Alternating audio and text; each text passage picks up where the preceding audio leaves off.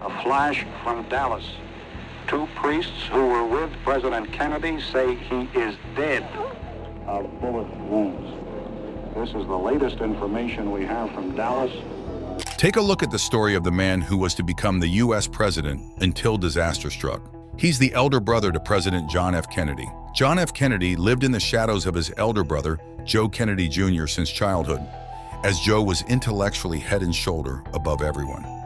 Everyone knew Joe was going to lead the nation until his life was cut short prematurely. What took his life? Is that why his younger brother succeeded him? Join us as we explore the disaster that rendered the dreams of one of America's future presidents unfulfilled. The underlying premature death of Joe Kennedy, Jr. Joe Kennedy, Jr. was the golden child of the United States ambassador to England, Joseph P. Kennedy, Sr. Being the firstborn son, Joe had a superior intellect that overshadowed his peers and his younger brother, John F. Kennedy. He stood out when it came to academics, sports, and extracurricular activities at school.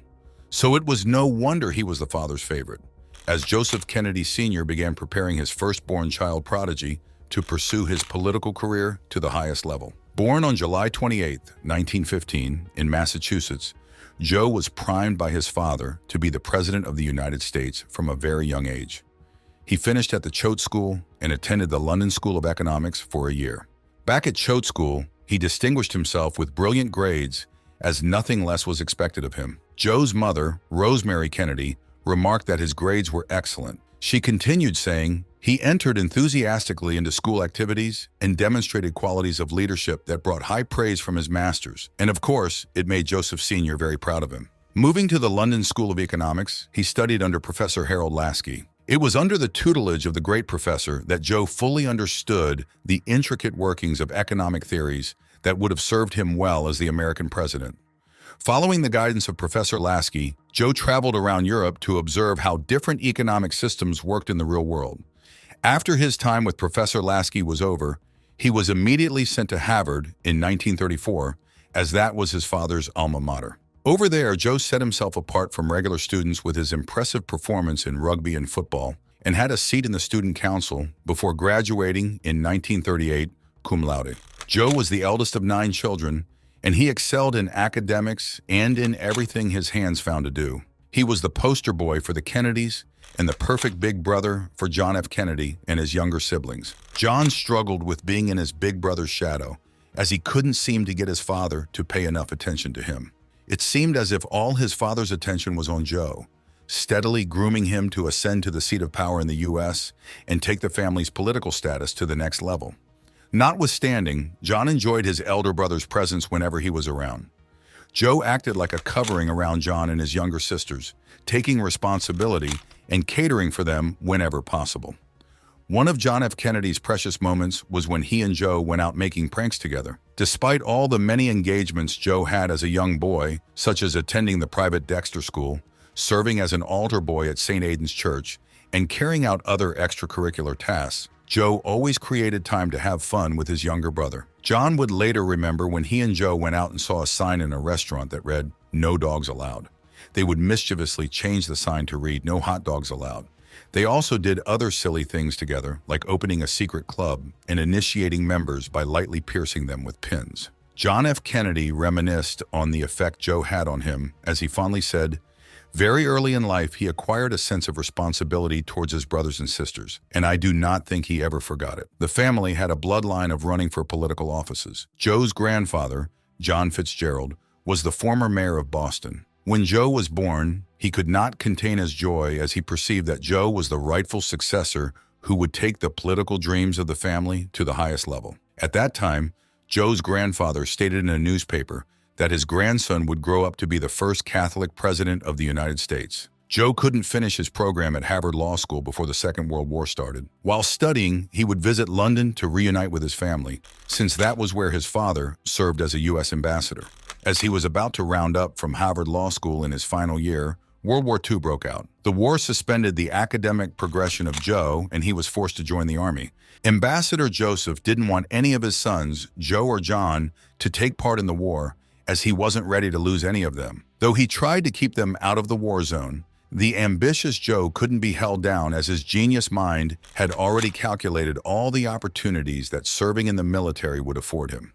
Just before his final year, Joe left Harvard Law School to begin officer training in the U.S. Navy. He quickly learned the ropes and became a naval aviator in 1942. Seeing Joe join the Army, John F. Kennedy wanted to do what his elder brother did, so he also joined the Army.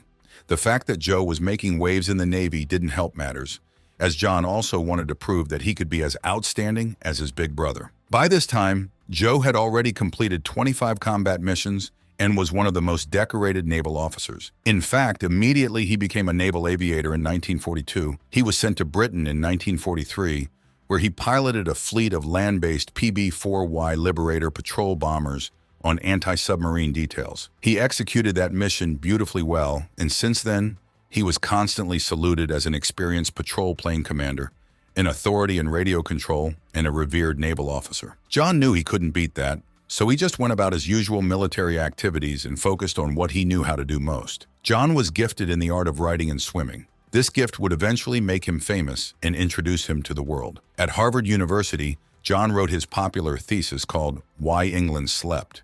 It instantly became a bestseller because of its brilliant delivery. Professors and students alike now knew who John was. And then the time came for John to rival his big brother standards in the military. While moving in a boat along with his crew, the boat was struck to pieces by a Japanese destroyer. Everyone was in danger, but John rose up to the situation and led his crew in swimming out to safety. One of his crew members was a terribly injured man who couldn't move anymore. John took it upon himself to swim with the injured man, clinching the man's life jacket with his teeth as he used that to drag him to the shore. News of this heroic act spread through the military as everyone was moved by this act of bravery. John suddenly became a war hero, and news of this reached Joe. This sparked a silent sibling rivalry as Joe began to feel that his father now showed John more attention because of his heroic act and acclaimed reputation in Harvard. Not one to be left out, Joe decided to amp up his game just to please his father more and regain his status as the promised child.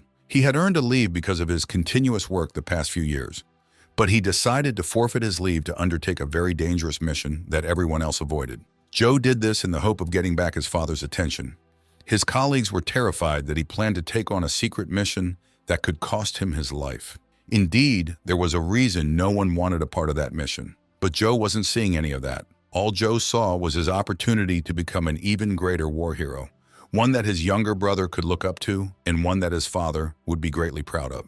Reflecting back on that time, one of Joe's squadron mates said Joe had everybody's unlimited admiration and respect for his courage, zeal, and willingness to undertake the most dangerous mission. Just like his colleague, everyone felt the same respect and adoration for Joe, but none could understand why he stubbornly chose to carry out the mission. The code name of the mission was Operation Aphrodite. It was a secret bombing campaign to fly over Normandy, France, using a B-17 controlled bomber attached to a German V-2 rocket launching site, filled to the brim with explosives. Joe would fly the B-17 bomber and parachute out of it midway along with his co-pilot, then guide the bomber using a radio remote control to a Nazi rocket factory in France where it would explode. The plane was loaded with 20 tons of explosives, and Joe just had to fly it towards the targeted enemy camp, jump out with a parachute to safety, and guide the bomber to its target so it explodes. To do this, Joe needed a co-pilot, and Lieutenant Bud Willey came in handy for the job. A P-38 weather plane moved through the sky and reported good weather conditions. During the evening of August 2nd, Joe and Willey took off from the Royal Air Force Fursfield Station in Norwich, England at exactly 5:55 p.m., surprising everyone with the ease with which he lifted the heavy plane that was full of explosives. Joe got the plane to soar high at a cruising altitude. Joe drove the B-17 bomber, and he was accompanied by 2 P-38 planes on either side of him to take aerial photographs of the target. Aside from the 2 photography P-38 planes, Joe led 14 other aircraft that followed his lead B-17 bomber in a flying formation. Leading this armada of aircraft, Joe flew from Fursfield to Framingham, England, then to Beccles just to test all the equipment. Then he flew from Beccles to Clacton, taking a final turn before heading towards the main bombing target. Both Joe and his co-pilot, Willey, were scheduled to fly out with a parachute near Dover after setting the plane on course to land on its target, guided by the mother plane that was manned by a pilot named Demlane. The mother plane was to take over his B-17 bomber and Joe would just wait for the command to jump out with a parachute along with Willie.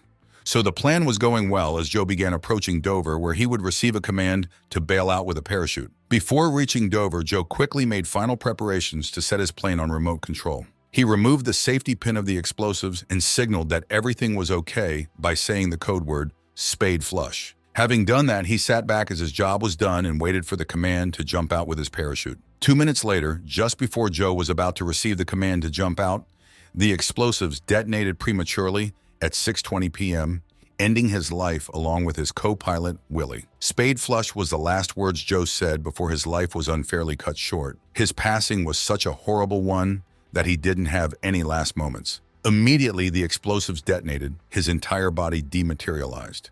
Till today, there were no bodies found at Blytheburg where the plane exploded. The sheer force of the explosion, thousands of feet in the air, shattered the windows in the tiny village below Joe's B-17 bomber. Imagine how much worse it was for Joe, who took a direct hit from that explosion. His body was shattered into atomic pieces, unable to be seen with the naked human eye. Certainly, Joe did not deserve this kind of awful death. All he wanted was his father's continued attention. Thinking about what his elder brother must have passed through in his final moments, which lasted only for a split second, John could not contain the pains he felt.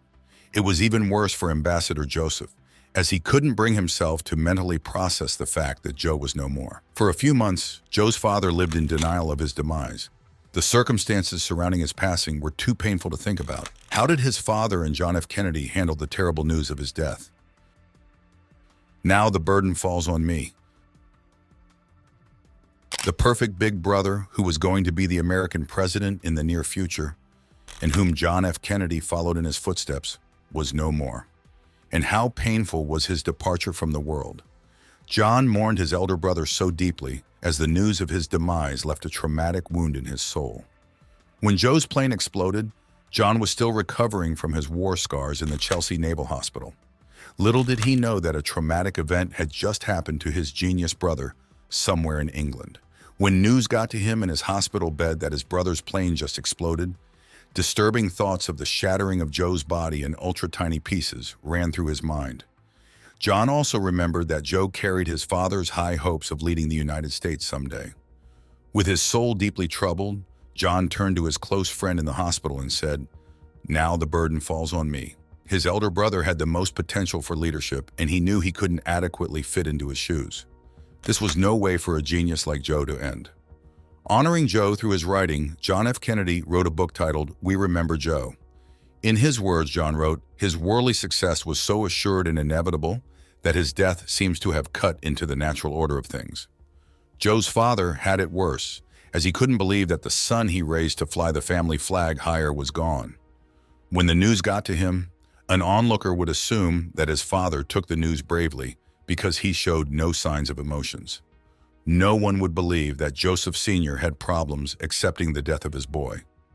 The reality of the bad news that he heard hadn't dawned on him yet. Weeks would pass before he could begin to process Joe's demise. This was triggered when a letter from Joe arrived at Hyannisport and got delivered to him.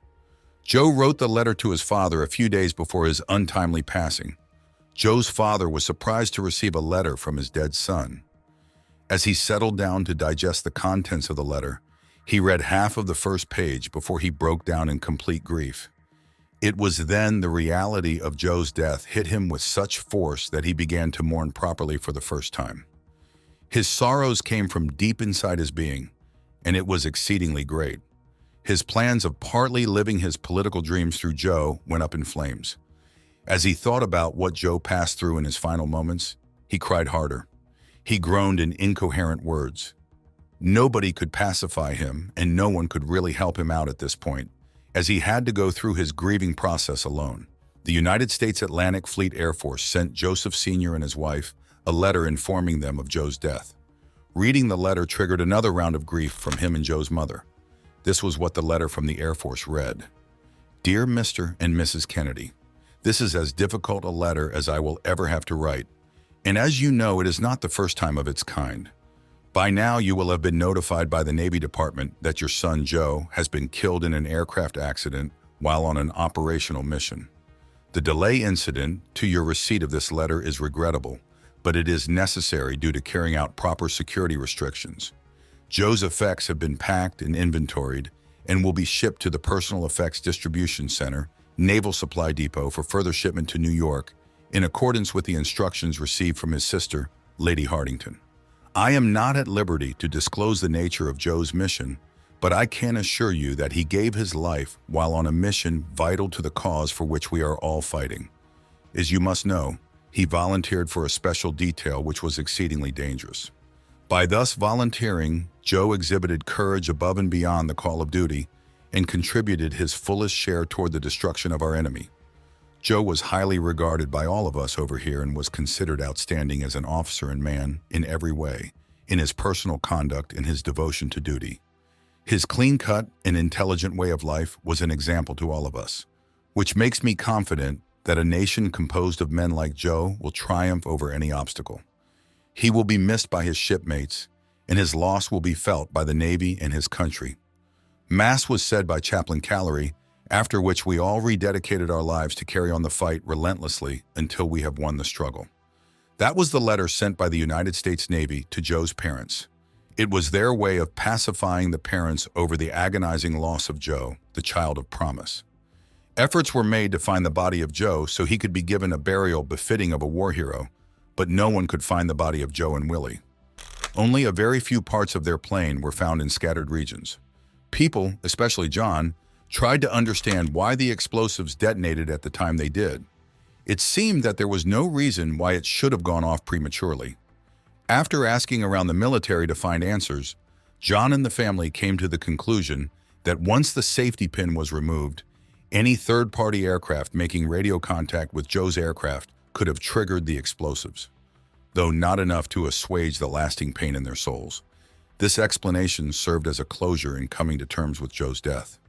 Due to the painful and sensitive nature of Joe's death, the U.S. Navy covered up the incident and made no disclosures about Joe's passing to the public. For almost 60 years, there was no information released.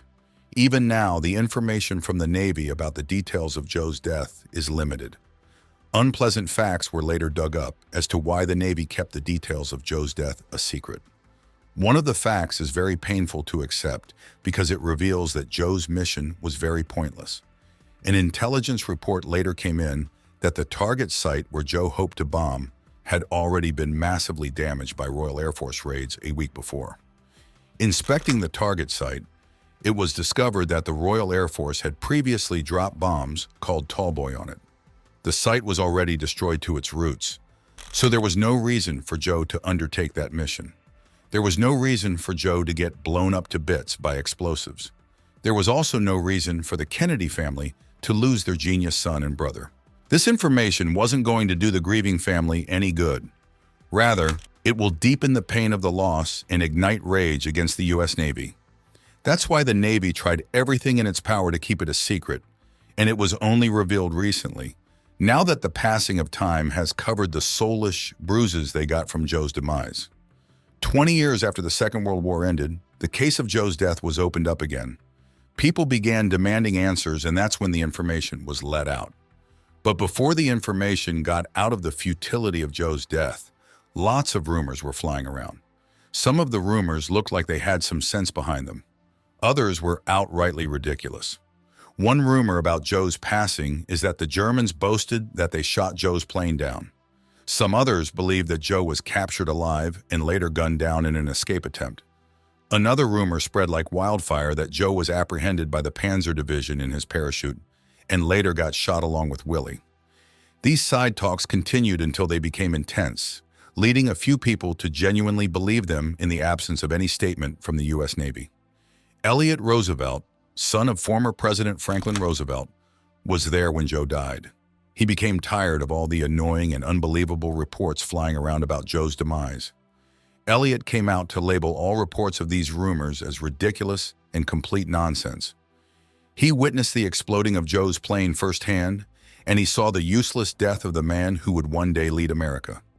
Elliott was especially hung up on the futility of Joe's passing because he saw how the U.S. tried to bomb test 19 RC bombs, but none of them were successful.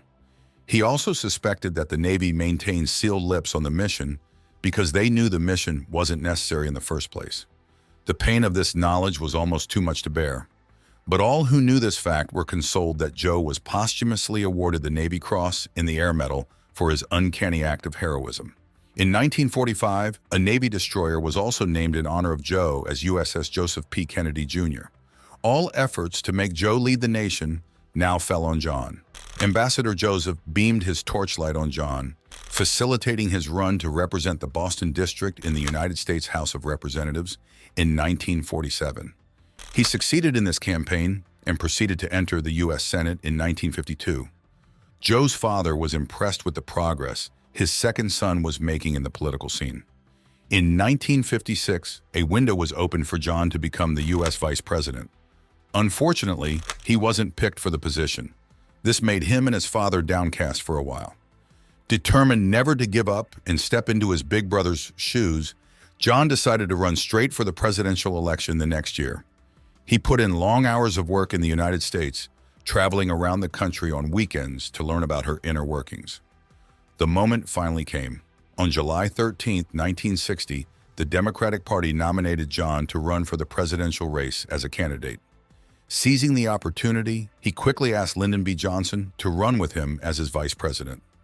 John and his father didn't have an easy campaign, as his opponent for the presidential election was the famous Republican Richard M. Nixon. After the campaigns, the general election was finally held on November 8, 1960.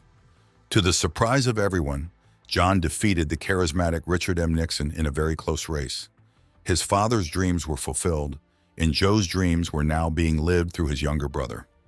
John F. Kennedy was sworn in as the 35th President of the United States on January 20, 1961. The prophecy that Joe's grandfather had for him in his birth, where he declared that Joe would be the first Catholic President of the United States, came to pass through John, his younger brother, who succeeded him. President John F. Kennedy was the first Catholic president and also the youngest man elected as a president in the U.S. at the age of 43. He infused his artistic flair into his inaugural speech.